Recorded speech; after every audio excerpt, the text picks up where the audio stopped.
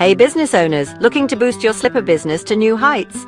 Today, I've got something super exciting for you, the Shoe Slippers Making Machine. This machine is a game changer for anyone in the slipper business. Let's talk specs. It's specifically designed for thermoplastic raw materials like PVC, PCU and TPR, which means your products will be light, soft and have a shiny finish. Plus, it's environmentally friendly. You can even use reclaimed materials without compromising on quality. That's a win-win.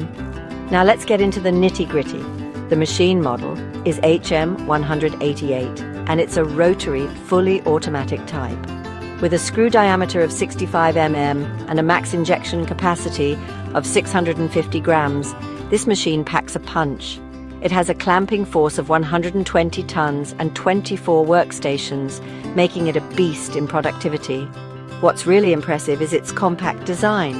With dimensions of 4,200 by 3,500 by 1,650 mm, it's space-saving yet powerful.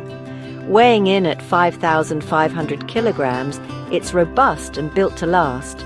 But here's the kicker.